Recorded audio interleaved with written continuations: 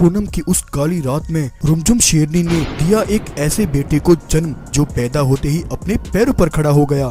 तूफानी हवाएं और गरजते बादल इस बात का सबूत दे रहे थे कि वो कोई साधारण बच्चा नहीं, बल्कि सदियों बाद धरती पर जन्मा वो बहादुर सिपाही है जो धरती पर हो रहे जुल्मों का नाश करेगा। रश्मि अपने बेटे को देखकर बहुत खुश होती है। वो उसका नाम कृष्णा रखती है। कृष्णा जन्म से अपने अंदर कुछ अनोखी विशेष शक्तियां और ताकत लेकर पैदा हुआ था। इतनी छोटी उम्र में कृष्णा वो बड़े काम कर लेता था जिस काम को बड़े से बड़ा जानवर भी नहीं कर पाता था। कृष्णा के अंदर उस असीम ताकत को देखकर जंगल के जानवर अपने दांतों तले उंगली दबा दिया करते थे, लेकिन कृष्णा की माँ रुमझुम शेरनी इस बात से बिल्कुल बेखबर थी।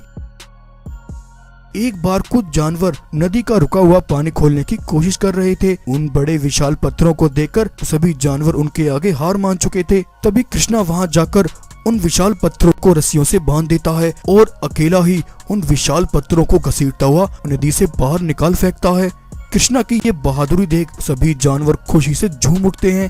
वाह कृष्णा वाह, क्या बात है, धरती पर तुम जैसा बहादुर ताकतवर सिपाही और कोई नहीं। हाँ भाइयों, इसकी माँ कितनी भाग्यशाली है जिसने इस बहादुर को जन्म दिया है। चलो चलकर रुमझुम को भी ये खुशखबरी सुनाते हैं। कृष्णा उन्हें रोकते हुए कहता है, नहीं नहीं भाइयों, ऐसा मत करो। मैंने तुम्हें मुसीबत में देखकर तुम्हारी मदद की, लेकिन तुम इसके बारे में माँ को मत बताना, वरना वो मुझे बहुत डांटेगी। उस दिन नदी पर शिवा को अपनी बहादुरी दिखाते हुए एक बकरी देख लेती है। वो रुमझुम शेरनी के पास जाकर उसे सब बताती है। जब रुमझुम शेरनी कृष्णा के बारे में ये सब सुनती है तो उसका शक यकीन में बदल जाता है। वो बहुत परेशान हो जाती है। क्या बकरी बहन, ये तुम क्या कह रही हो? क्या कृष्णा ने सचमुच ऐसा किया? हाँ रुमझुम बहन, कृष्णा को उन विशाल पत्थरों को हटाते हुए मैंने अपनी आँखों से देखा। जब कृष्णा घर लौटता है, रश्मि उसे बहुत डांटती और धमकाती है और रुमझुम अगले ही दिन अपना सामान लेकर के साथ अपना जंगल छोड़ने का फैसला कर लेती है। माँ क्या बात है? आज आप मुझे इतनी सुबह उठाकर कहाँ लेकर जा रही हैं? हम कहाँ जा रहे हैं माँ? बताओ ना माँ। कृष्णा, अभी मुझसे कुछ मत कहो, चुपचाप मेरे पीछे चलते रहो। रुमझुम शिवा को लेकर सबसे दूर एक दूसरे जंगल आ जाती है और वहाँ रहकर अपने बेटे का पालन पोषण करती है। अब कुछ साल ऐसे ही बीत जाते हैं और शिवा अब पूरे 15 वर्ष का हो गया था। लेकिन उम्र बढ़ने के साथ साथ शिवा के अंदर वो शक्तियां भी पहले से दुगनी हो गई थी। वो कभी पहाड़ से छलांग लगाता तो कभी फूंक मारकर पत्थरों को हवा में उड़ा दिया करता था। एक बार शहर से कुछ विद्यार्थी जानवर जंगल में पिकनिक पर आते हैं। वे सभी जंगल में अपने कैंप लगाकर वहाँ का आनंद लेते हैं। शिवा वापस वहाँ से अपने घर लौटता है, लेकिन घर आकर शिवा भालू मास्टर की कही वो सारी बातें याद करने लगता है। शिवा सारी रात उन बातों के बारे में सोचकर परेशान हो जाता है। अगली सुबह शिवा अपनी माँ से कहता है, माँ मैं भी शहर जाना चाहता हूँ और वहाँ जाकर अपनी कलाकारी से कुछ बनना चाहता हूँ। रुमझुम शिवा की बात सुनकर हैरान हो जाती है। वो शिवा से कुछ नहीं कहती। माँ क्या हुआ? बोलिए ना माँ, आप कुछ बोलती क्यों नहीं? जब तुमने जाने का फैसला कर ही लिया है तो मुझसे पूछने की कोई जरूरत नहीं है। जाओ, चले जाओ। माँ आप ऐसा क्यों कह रही हैं? क्या आप मेरे शहर जाने से खुश नहीं हैं? हाँ, मैं खुश नहीं हूँ। तुम शहर नहीं जाओगे। लेकिन क्यों माँ? मैं शहर क्यों नहीं जा सकता? मैंने एक बार कह दिया कि तुम नहीं जाओगे तो मतलब नहीं जाओगे। लेकिन क्यों माँ? आखिर मेरा क्या दोष है? बचपन से मैं आज तक यही सुनता आया हूँ। बचपन से लेकर अब तक आपने मुझे सबसे दूर रखा। ना मैं किसी से मिल सकता हूँ, ना मैं किसी के साथ खेल सकता हूँ। यहाँ तक कि आपने अपना जंगल छोड़कर आप मुझे यहाँ लेकर आ गयी। बताओ माँ, आखिर आप मेरे साथ ऐसा क्यों करती हैं? बेटा, क्योंकि मैं तुम्हें खोना नहीं चाहती। तो आप क्या चाहती हैं माँ? मैं जिंदगी भर इन्हीं जंगलों और पहाड़ों में घूमता रहूं? नहीं माँ, मैं ऐसा नहीं कर सकता। मेरी भी कोई जिंदगी है, मेरी भी कुछ सपने हैं, मैं भी कुछ बनना चाहता हूँ। मुझे भी अपनी एक पहचान बनानी है। शिवा की बातें सुनकर रुमझुम रोने लगती है और रोती हुई वहाँ से चली जाती है। शिवा अपनी माँ से नाराज होकर एक चट्टान पर खड़ा होता है। तब रुमझुम शेरनी उसके पास आती है। सालों से मैंने तुमसे वो सच्चाई छुपाई, वो राज जिसे मैं अपने अंदर अब तक दबाए बैठी थी, लेकिन आज मैं तुम्हें वो सच जरूर बताऊंगी। कृष्णा, ये उस समय की बात है जब मैं गर्भवती थी। अचानक एक दिन मुझे प्रसव पीड़ा शुरू हुई। तब तुम्हारे पिता मुझे लेकर अस्पताल जा रहे थे। तब रास्ते में हमें किसी के चिल्लाने की आवाज सुनाई दी, मानो जैसे कोई दर्द से कराह रहा हो। रुमझुम, ये तो किसी के रोने की आवाज है, लगता है कोई मुसीबत में है। जब तुम्हारे पिता ने आगे चलकर देखा, वहाँ खून से लथपथ पत्थर के नीचे एक शेर जख्मी हालत में तड़प रहा था। तब तुम्हारे पिता ने पत्थर के नीचे दबे उस घायल शेर को बाहर निकाला। वो शेर कोई साधारण शेर नहीं था।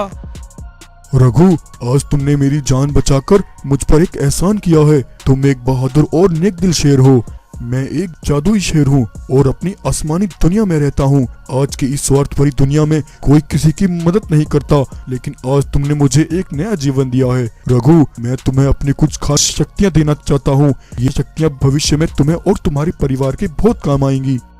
तब उस जादुई शेर ने तुम्हारे पिता को कुछ शक्तियाँ दी।